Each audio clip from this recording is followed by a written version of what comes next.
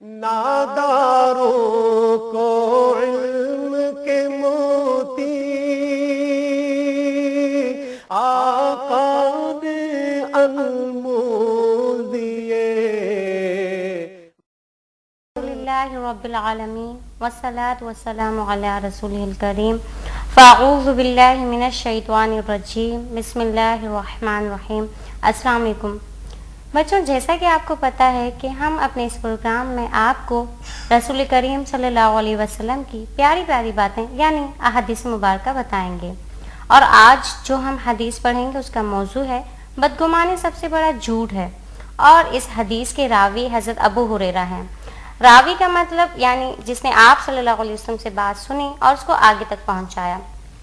ویسے حضرت ابو ہریرہ کا اصل نام تو عبد الرحمن بن سخر الدوس تھا، لیکن ابو ہریرہ ان کا لقب ہے، اس لیے ان کو ابو ہریرہ کہا جاتا تھا۔ حضرت ابو ہریرہ نے سن 7 ہجری میں اسلام قبول کیا اور پھر آپ صلی اللہ علیہ وسلم کے ساتھ ہی رہے۔ حدیث کے بڑے راویوں میں آپ کا شمار ہوتا ہے، بلکہ سب سے زیادہ احادیث آپ ہی سے مروی ہیں۔ آپ رضی اللہ عنہ نے جب سے اسلام قبول کیا آپ صلی اللہ علیہ وسلم کے ساتھ مدینہ ہی میں رہے، اور پھر سن 57 ہجری میں آپ کی وفات ہوئی۔ آپ رضی اللہ عنہ یعنی حضرت ابو ہریرہ رضی اللہ عنہ بہت بڑے صحابہ میں سے تھے اور آپ صلی اللہ علیہ وسلم سے بہت محبت کرتے تھے۔ ان کے بارے میں آیا ہے کہ وہ ہر وقت آپ صلی اللہ علیہ وسلم کے ساتھ رہنا چاہتے تھے، اسی لیے ان سے زیادہ حدیثیں روایت کردہ ہیں۔ اور ایک واقعے میں یہاں تک ہے کہ آپ رضی اللہ عنہ کو آپ صلی اللہ علیہ وسلم نے یہ کہا کہ مومن کبھی ناپاک نہیں ہوتا ہے، یعنی آپ صلی اللہ علیہ وسلم کی بھی محبت ان سے واضح ہوتی ہے۔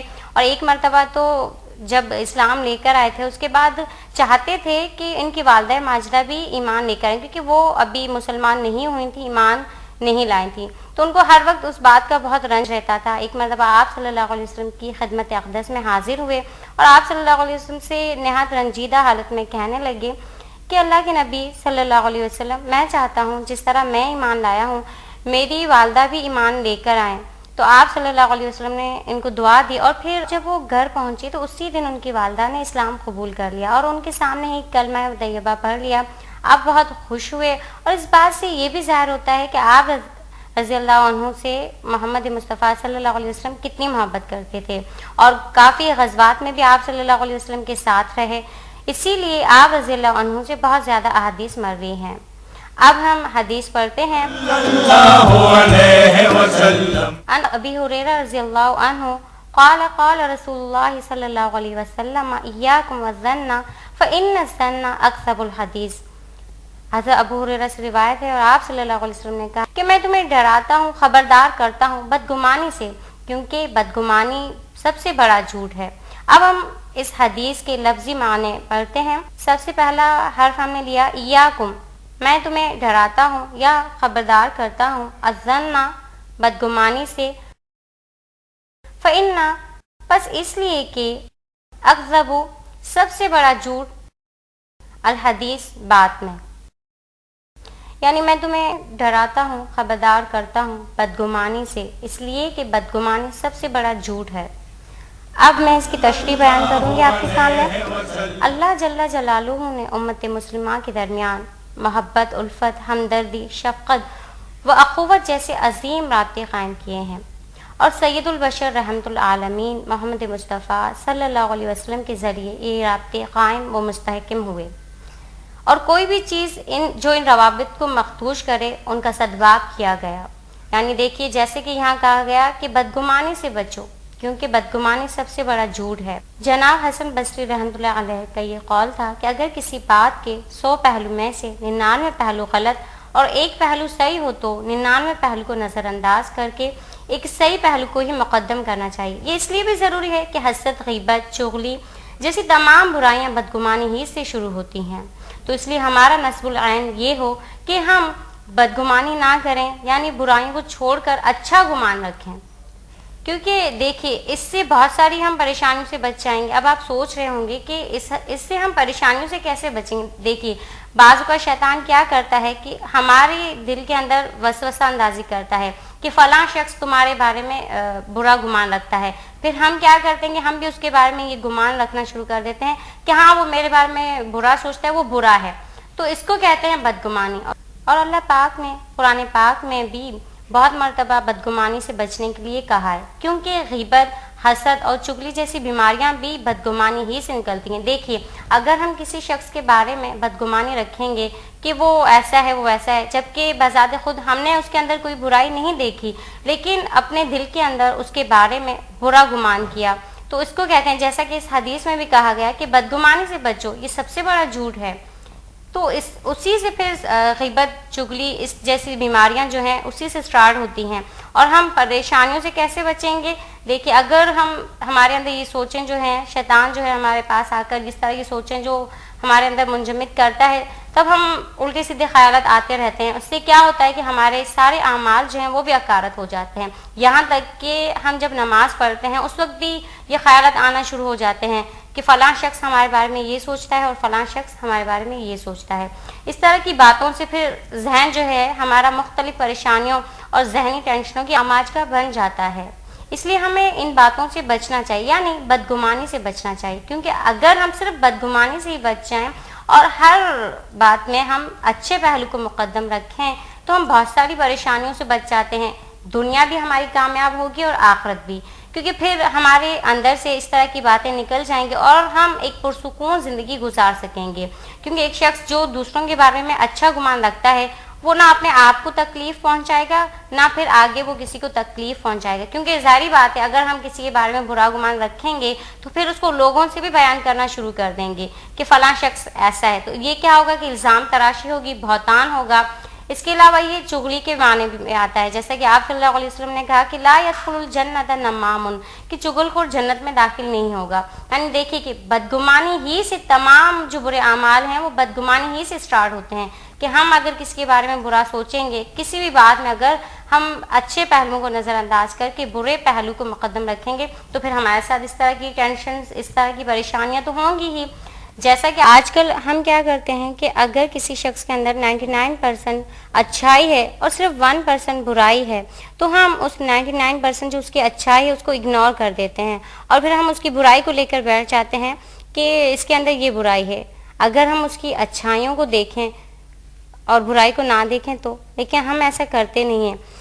لیکن ہمیں کرنا کیا چاہیے؟ ہمیں یہ کرنا چاہیے کہ سب سے پہلے تو ہم اپنے آپ کو دیکھیں، اپنے آپ سے گمان رکھیں۔ اگر برا گمان رکھنا ہے تو پہلے اپنے آپ سے رکھیں کہ میں کیسا ہوں۔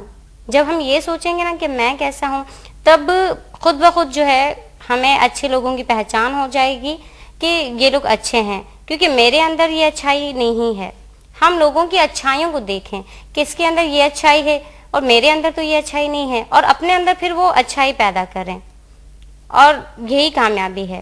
اور جیسا کہ آپ صلی اللہ علیہ وسلم نے بھی کہا کہ بدگمانی سے بچو، کیونکہ یہ سب سے بڑا جھوٹ ہے، کیونکہ اپنے دل میں اس طرح گمان کرنا کسی کو جانے بغیر یا ایسے ہی سننے کے بعد یہ کہنا کہ یہ شخص برا ہے، اسے بدگمانی کہتے ہیں۔ اسی سے تمام برائیوں کا آغاز ہوتا ہے، اور بہت ساری برائیاں، جیسا کہ میں نے آپ سے کہا، ایک امام ہیں، امام ابو محمد، انہوں نے ایک بہت اچھی بات کہی۔ جب ان کے پاس ایک شخص آیا اور اس نے ان سے یہ کہا کہ آپ کے بارے میں فلاں شخص یہ کہہ رہا تھا، یعنی وہ آپ کی برائی کر رہا تھا، تو انہوں نے کیا کہا؟ انہوں نے کہا کہ دیکھو جس نے بھی میری برائی کی تھی اس نے تو پتھر پھینکا لیکن وہ دور جا گرا، مجھ تک نہیں آیا، لیکن تم نے کیا کیا کہ تم نے وہ پتھر اٹھایا اور میرے منہ پر مار دیا۔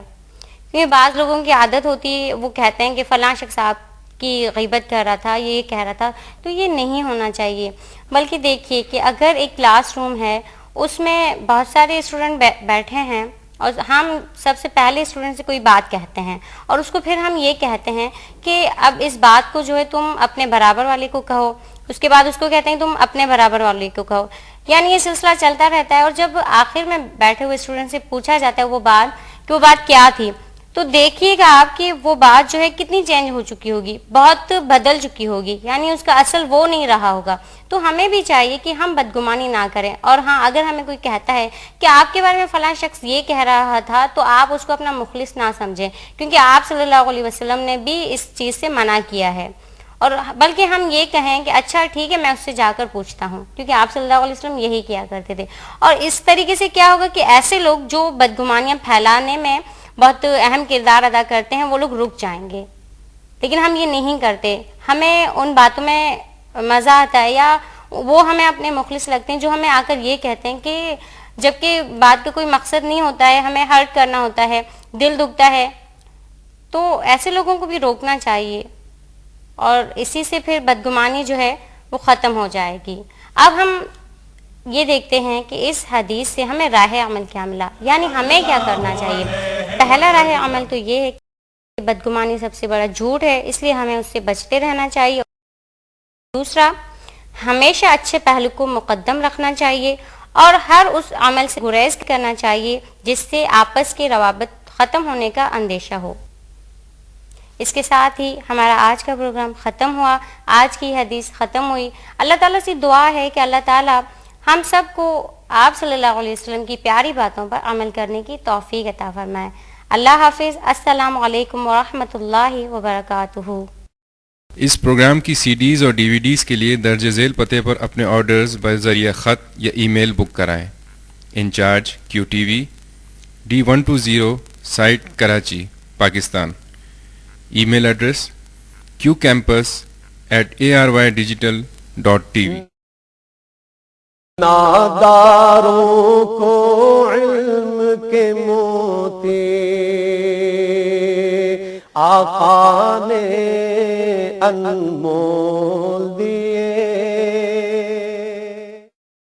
اور اگر یوں ہو کہ زمین میں جتنے درخت ہیں سب کے سب قلم ہوں اور سمندر کا تمام پانی سیاہی ہو اور اس کے بعد 7 سمندر اور سیاہی ہو جائیں تو اللہ کی باتیں یعنی اس کی صفتیں ختم نہ ہوں۔ بے شک اللہ غالب ہے، حکمت والا ہے۔